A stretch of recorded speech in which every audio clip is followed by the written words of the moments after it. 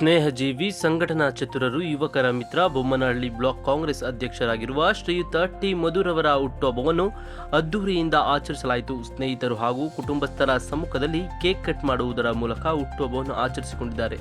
ಈ ಸಂದರ್ಭದಲ್ಲಿ ಕಾಂಗ್ರೆಸ್ ಮುಖಂಡರಾದ ಉಮಾಪತಿ ಗೌಡರು ಸೇರಿದಂತೆ ಹಲವಾರು ಮುಖಂಡರು, ಕಾಂಗ್ರೆಸ್ ಕಾರ್ಯಕರ್ತರು ಮಧುರವರಿಗೆ ಶುಭಾಶಯಗಳನ್ನು ಕೋರಿದರು ಹಾಗೂ ಮುಂದಿನ ದಿನಗಳಲ್ಲಿ ದೇವರು ಅವರಿಗೆ ಇನ್ನಷ್ಟು ಜನಸೇವೆ ಮಾಡಲು ಶಕ್ತಿ ನೀಡಲಿ ಎಂದು ಆಶಿಸಿದರು.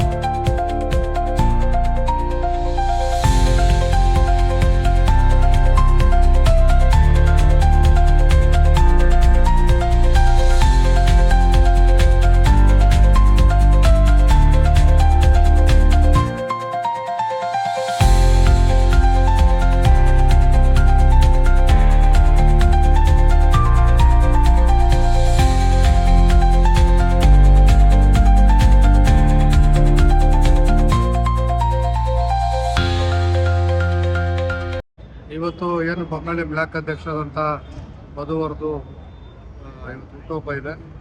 ಅವರಿಗೆ ಆಯುಷ್ ಆರೋಗ್ಯ ಕೊಡಲಿ ಮತ್ತು ಅವರಿಗೆ ಮುಂದಿನ ದಿನಗಳಲ್ಲಿ ಒಳ್ಳೆಯ ಸ್ಥಾನಕ್ಕೆ ಹೋಗಲಿ ಅಂತ ಅವ್ರಿಗೆ ದೇವರಲ್ಲಿ ಪ್ರಾರ್ಥನೆ. ಅವರ ಆಯುಷ್ ಆರೋಗ್ಯ ಎಲ್ಲ ಕೊಟ್ಟು ಕಾಪಾಡಿ. ಇವತ್ತು ಏನು ಇವು ಸಂಘಟನೆ ಮಾಡ್ತಾರೆ, ಡೇ ಬೈ ಡೇ ಏನು ಸಂಘಟನೆ ಮಾಡ್ತಾರೆ, ಅದು ಮುಂದಿನ ಹಳೆಯ ಕಾಂಗ್ರೆಸ್ಗೂ ಈ ಹೊಸ ಕಾಂಗ್ರೆಸ್ಗೂ ಬೇಜನ್ ವ್ಯತ್ಯಾಸ ಇಲ್ಲ. ಈಗ ನೋಡ್ಬೋದು, ಈ ಉಳುಮಾ ಭಾಗದಲ್ಲಿ ಇದೇ ಒಂದು ಕಾಂಗ್ರೆಸ್ ಪ್ರೋಗ್ರಾಮ್ ನಡಿಬೇಕಾದ್ರೆ ಎಲೆಕ್ಷನ್ ಟೈಮಲ್ಲಿ ಮಾತ್ರ ನಡೀತದೆ. ದಿನನಿತ್ಯ ಪ್ರೋಗ್ರಾಮ್ ನಡೀತಾ ಇದೆಯಲ್ಲ, ಅದು ಮಧುವರೇ ಕಾರಣ ಅಂತ ನಾನು ಹೇಳಕ್ಕೆ. ಮೊದಲನೇದಾಗಿ ಮಧು ಅವರ ಹುಟ್ಟುಹಬ್ಬದ ಆರ್ಥಿಕ ಶುಭಾಶಯಗಳು. ಈ ಭಾಗದಲ್ಲಿ ಕಾಂಗ್ರೆಸ್ ಮುಖಂಡರಾಗಿ ಇರಿಸ್ಕೊಂಡು ಬ್ಲಾಕ್ ಪ್ರೆಸಿಡೆಂಟ್ ಆಗಿ ಅತ್ಯುತ್ತಮವಾದಂಥ ಒಂದು ಜನಗಳ ಜೊತೆ ಸಂಪರ್ಕ ಇಟ್ಕೊಂಡು ಈ ಭಾಗದಲ್ಲಿ ಯಾವುದೇ ಕೆಲಸ ಕಾರ್ಯಗಳಿರ್ಬೋದು ಕೆಲಸಗಳನ್ನು ಮಾಡಿಕೊಟ್ಟು ಇವತ್ತು ಗುರುತಿಸ್ಕೊಂಡಿದ್ದಾರೆ. ಸೊ ಅದರಿಂದ ಅವ್ರಿಗೆ ಆಯುರಾರೋಗ್ಯ ಐಶ್ವರ್ಯ ಅಭಿವೃದ್ಧಿ ಅಂತ ಸಾಗಲಿ ಅಂತ ಮತ್ತೊಮ್ಮೆ ಹುಟ್ಟುಹಬ್ಬದ ಆರ್ಥಿಕ ಶುಭಾಶಯ. ಬೊಮ್ಮನಹಳ್ಳಿ ಬ್ಲಾಕ್ ಕಾಂಗ್ರೆಸ್ ಸಮಿತಿ ಅಧ್ಯಕ್ಷರಾದಂಥ ಮಧು ಅವ್ರದ್ದು ಹುಟ್ಟುಹಬ್ಬ. ಭಗವಂತ ಅವ್ರಿಗೆ ಆರೋಗ್ಯ ಐಶ್ವರ್ಯ ಸುಖ ಸಾಧನೆ ನಿಮ್ಮದು ಎಲ್ಲ ಚೆನ್ನಾಗಿರ್ತೈತೆ. ಅವರು ಕ್ರಿಯಾಶೀಲವಾಗಿದ್ದಂಥ ರಾಜಕಾರಣಿ. ಅವರ ಒಂದು ನಾಯಕತ್ವದಲ್ಲಿ ಬೊಮ್ಮನಹಳ್ಳಿ ವಿಧಾನಸಭಾ ಕ್ಷೇತ್ರ ವ್ಯಾಪ್ತಿನಲ್ಲಿ ಪಕ್ಷ ಸಂಘಟನೆಯಾಗಿ ಮುಂದೆ ಬರ್ತಕ್ಕಂಥ ಚುನಾವಣೆಗಳಲ್ಲಿ ಎಲ್ಲ ರೀತಿಯಾದ ಒಂದು ಗೆಲುವುಗಳನ್ನ ಪಡೆದಿರ್ತಕ್ಕಂಥ ಒಂದು ಮುನ್ಸೂಚನೆಯನ್ನು ಅವರ ನಾಯಕತ್ವದಲ್ಲಿ ತೋರಿಸ್ತಾ ಇದೆ. ಅವ್ರಿಗೆ ಒಳ್ಳೇದಾಗಲಿ, ಅವ್ರಿಗೂ ಅಧಿಕಾರ ಸಿಗಲಿ. ಬೊಮ್ಮನಹಳ್ಳಿನಲ್ಲಿ ಸಹ ಮುಂದಿನ ದಿನಗಳಲ್ಲಿ GBA ಚುನಾವಣೆ ಮತ್ತು MLA ಚುನಾವಣೆಯಲ್ಲಿ ಜೈಬೇರಿ ಬಾರಿಸಲಿಕ್ಕೆ ಇವರ ಒಂದು ಶ್ರಮ ಮತ್ತು ಪ್ರಾಮಾಣಿಕವಾದ ಸೇವೆ ಕೆಲಸ ಮಾಡಲಿ ಅಂತೇಳಿ ಈ ದಿನ ನನ್ನ ಹುಟ್ಟುಹಬ್ಬ ಏನು ಆಚರಣೆ ಮಾಡ್ತಾ ಇದ್ದಾರೆ, ಇಲ್ಲಿ ಬಂದಿರೋರೆಲ್ಲ ನನ್ನ ಸ್ನೇಹಿತರು, ಸಂಬಂಧಿಗಳು, ಹಿತೈಷಿಗಳು, ನನ್ನ ವೆಲ್ವಿಷರ್ಸ್ ಏನು ಬಂದಿದ್ದಾರೆ ಅವರಾಗಿ ಅವ್ರು ಬಂದಿರೋದು.